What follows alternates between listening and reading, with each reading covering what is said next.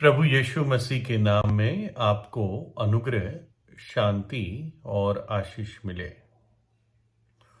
जो लोग कुश्ती में इंटरेस्ट रखते हैं, रेसलिंग में और रेसलिंग मैचेस में, तो वो शायद इस नाम को जानते हो। इस व्यक्ति का जो नाम था हल्क होगन, और एक बहुत मशहूर रेसलर रहा, पहलवान रहा जो कुश्ती लड़ता था। और एक अमेरिकन था, और WWE वर्ल्ड रेसलिंग एंटरटेनमेंट, जिसमें कुश्ती भी होती है दो अच्छे पहलवानों के बीच। मतलब ये समझ लीजिए वो मॉडर्न डे कुश्ती है, वर्तमान काल के जो स्टाइल से कुश्ती होती है। बहुत सारे लोग होते हैं चीयर करने के लिए, बैटिंग करते हैं, शर्त लगाते हैं, और बहुत मारधाड़ भी होती है। तो हल्क होगन एक बहुत मशहूर पहलवान रहा बहुत सालों पहले, यानी 1980 ईस्वी के आसपास ये जाना जाता था। और एक बड़ा प्रोफेशनल रेसलर था, यानी पैसे लेके कुश्ती लड़ता था, और एक स्टार था, वो एक सितारा था रेसलिंग की दुनिया में। तो करीब 30 साल बाद हल्क होगन और कोई उसका और एक कलीग था, वो भी रेसलर रहा। ये लोग किसी एक एनिवर्सरी टाइप में उनकी मुलाकात हुई, और हल्क होगन वो एक केन के सहारे, एक लकड़ी के सहारे चल रहा था।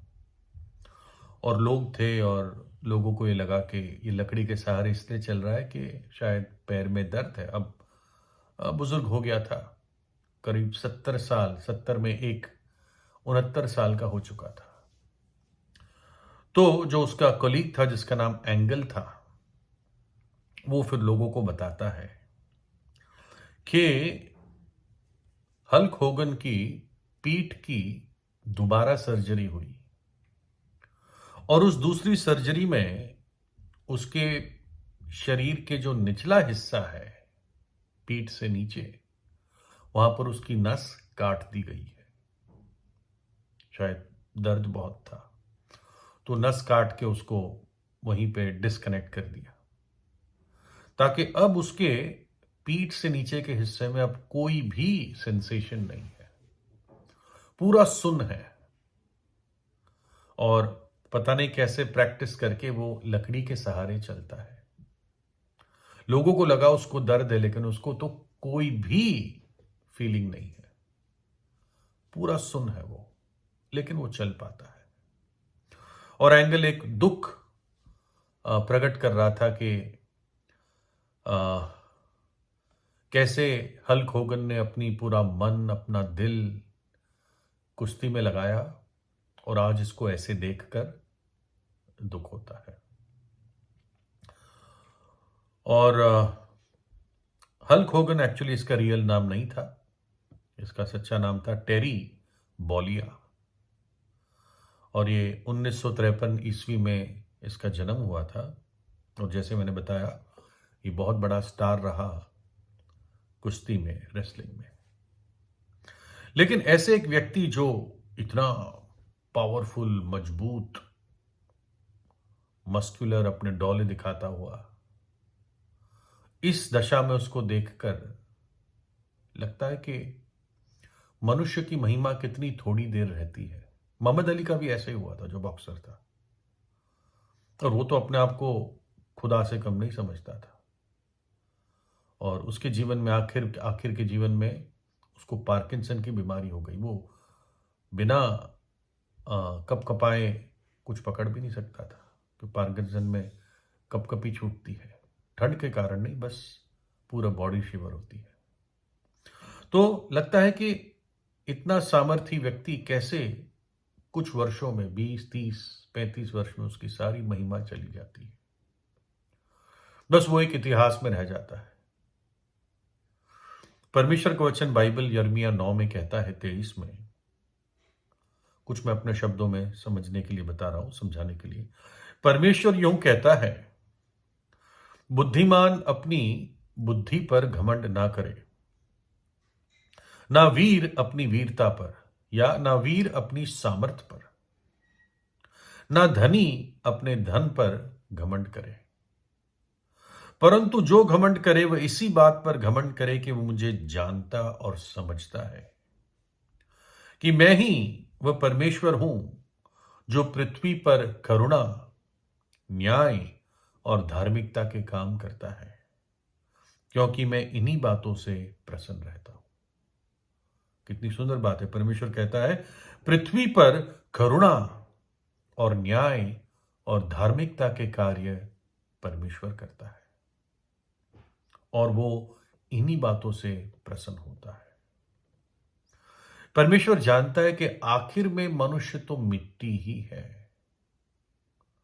मनुष्य के ढांचे को परमेश्वर समझता है, आपकी कमजोरियों को परमेश्वर जानता है।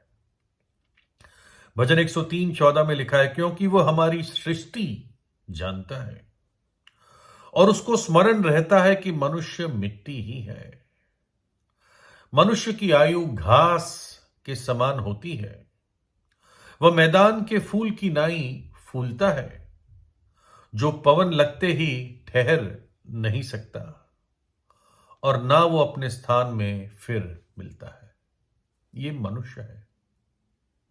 कभी कभी आप सुनते होंगे, किसी के बारे में पूछते हो, कहेंगे अरे वो तो चल बसे, अरे वो तो मर गया, वो तो सडनली उसको हार्ट अटैक आ गया। ये मनुष्य की महिमा है।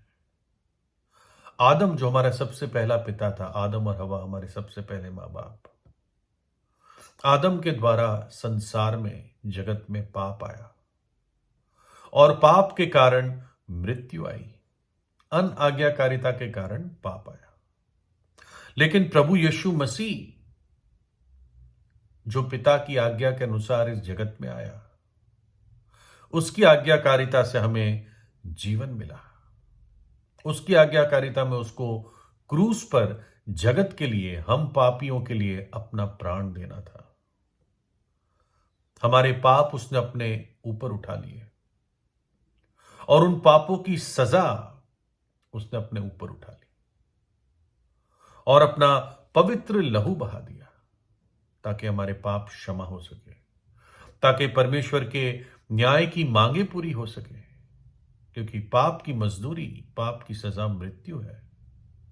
तो किसी को वो मृत्यु, वो नरक का सा दंड लेना था और वो प्रभु यीशु मसीह ने क्रूस पर उठाया। क्यों उसने ऐसा किया? क्या जरूरत थी उसको? क्यों वो मेरे आपके जीवन में इंटरेस्ट लेता है? क्योंकि हम उसकी सृष्टि है और वो नहीं चाहता है कि उसकी सृष्टि हमेशा हमेशा हमेशा की आग में जलती रहे, पीड़ा में, अग्नि में, जहां पर रोना और दांतों का पीसना है, जहां की आग नहीं बुझती, जहां का कीड़ा नहीं मरता। और इसलिए वो हमें बचाने के लिए इस जगत में आया और हमें अनंत जीवन देने के लिए। और जो सच्चे हृदय से पश्चाताप करके प्रभु यीशु पे विश्वास करता है, उसको पापों की क्षमा प्राप्त होती है। परमेश्वर का वरदान हमारे प्रभु यीशु मसीह में अनंत जीवन है। पाप ही मृत्यु लाता है। जब पाप हटता है तो मृत्यु हटती है। और इसलिए जो विश्वास करता है, जो पापों की क्षमा पाता है प्रभु यीशु से, मृत्यु का डंक उस पर से हट जाता है। और जब वो इस धरती पर अपने प्राण त्यागता है तो परमेश्वर की उपस्थिति में प्रवेश करता है। यही तो मुक्ति है, मोक्ष है, सैल्वेशन है। प्रभु यीशु तीसरे दिन मृतकों में से जी उठा। वो युगान युग जीवित है क्योंकि उसने मृत्यु को हराया। तो हमें यह आशा और विश्वास है और याद है कि वो हमें भी मृत्यु पर विजय देगा। ये उसकी प्रतिज्ञा है। उसने कहा पुनरुत्थान और जीवन मैं ही हूं। कमजोरों को वो सामर्थ देता है, थके हुओं को वो दौड़ाता है और जवान भी थक जाएंगे, लेकिन जो प्रभु यीशु की बाट जोते हैं, जो उसके ऊपर भरोसा रखते हैं, वो नया बल प्राप्त करते हैं। उकाब के पंखों के लगाते हुए या उकाब की नाई, जैसे उकाब एक कैसे अपनी फ्लाइट में ऊंचाइयों में जाता है, परमेश्वर वैसी सामर्थ और वैसा अनुग्रह और वैसा हियाब एक व्यक्ति को देता है जो उस पर भरोसा रखता है।